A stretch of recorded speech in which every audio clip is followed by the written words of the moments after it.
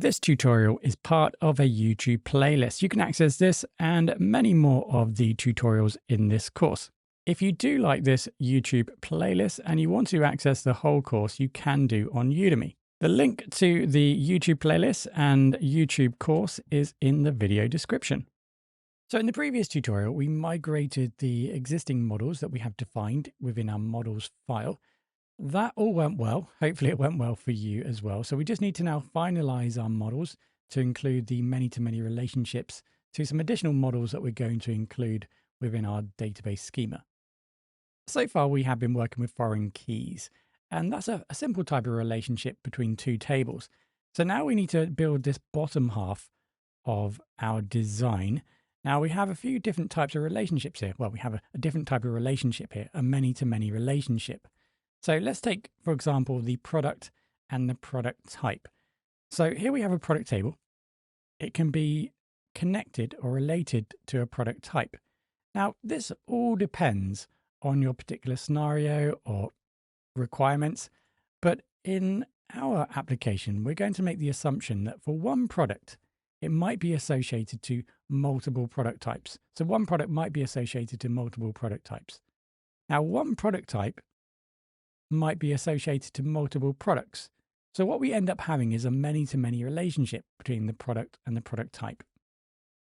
Now, when we have a relationship where there is a many-to-many relationship between two tables, we need to create a separate table to store that data. So here we have the product underscore product type table. This might be described as a linked table or a through table. Notice that we also have a foreign key in the product type table. So we are using a similar setup like the category where we can have a hierarchical structure of product types. So we might have a product type and then a sub-product type. Right, so that's something that we need to develop. And then next up, we will then also need to do a similar process or follow a similar process over here. So between the product line table and the attribute value table, there is a many-to-many relationship. So again, we're going to need to build this link or through table. So the plan is for this tutorial, we're going to build the attribute table and then the product type table. We'll then go ahead and build the attribute value table and build the foreign key between those two tables. And then we'll deal with the many-to-many relationships. And you can see that in the product and product line table, we're going to need to define a many-to-many relationship to the corresponding tables.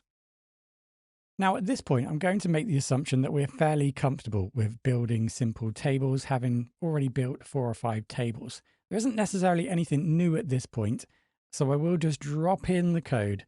Like here, the attribute table. I'll quickly explain the attribute table. You can see there's nothing new. We have the attribute name as the class. We have the table name attribute. We have an ID, primary key. We have a name. We have a description.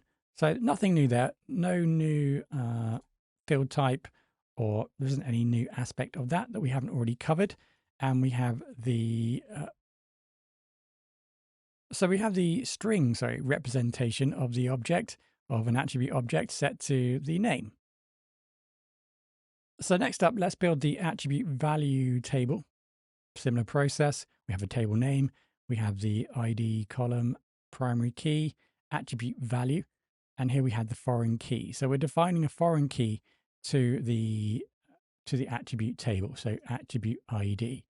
So the idea here is that we're going to add an attribute to the attribute table, color, and then we'll go ahead and add an attribute value. So we go ahead and add an ID, say 1, attribute value, green, attribute ID foreign key. Well, if it's the first attribute in the attribute, say number 1 is color, then we're going to add number 1 in here. So what we end up doing is adding the color, in this case green, that's the attribute value, to the attribute, in this case is the color. We finish that off with the string representation attribute value. So that finalizes the attribute and attribute value table.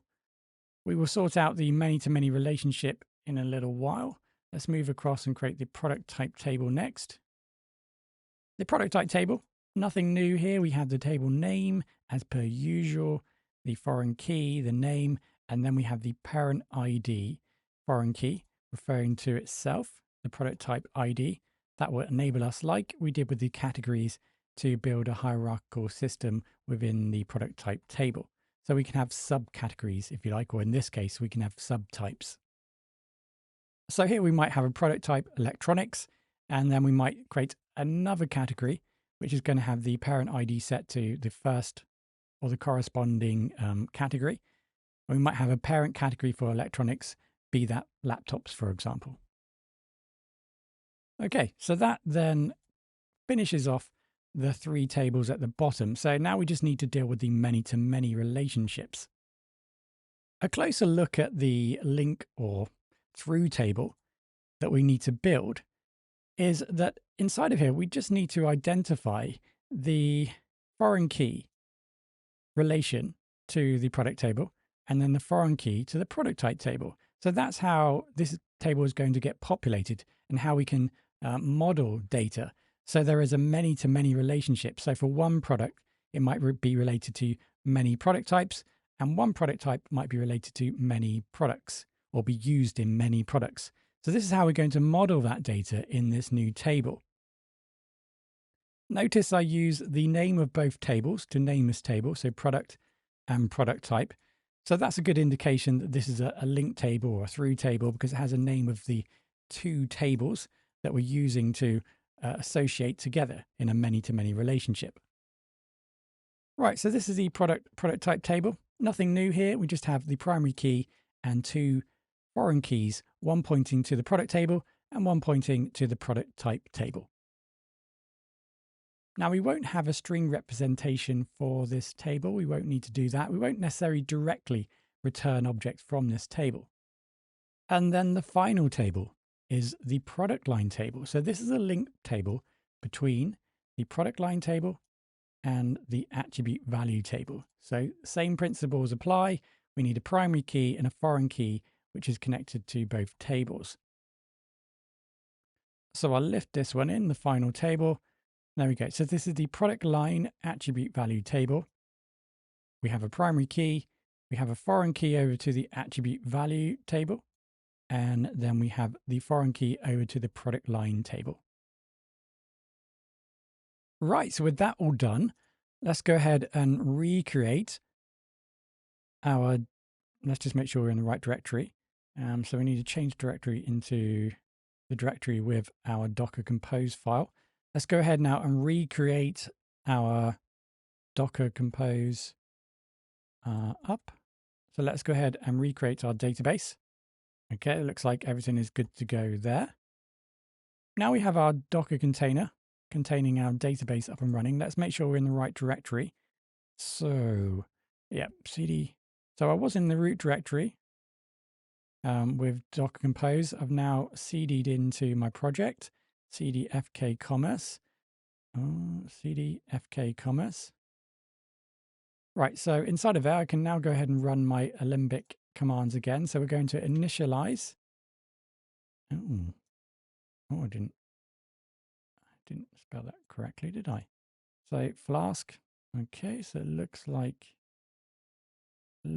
we're good to go there.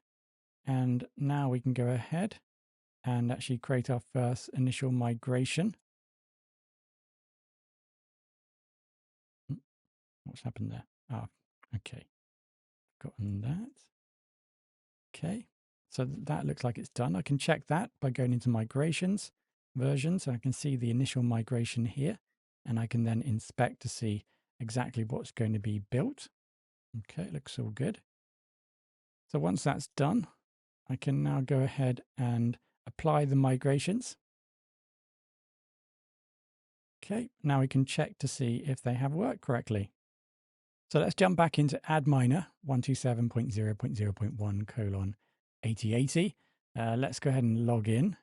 Username and password is Postgres. And it looks like all the tables are there. So at this point, we have iterated through developing the models. I would call this our first iteration. Like I previously mentioned, there are a few finer points that we would need to add once we start to actually create queries. So actually utilize the models to query the database and to insert and to return data from the database. But we would deal with that as and when we get to that point. So having now built our models, we're now ready to start thinking about actually building some API routes so that we can actually insert and extract data from the database.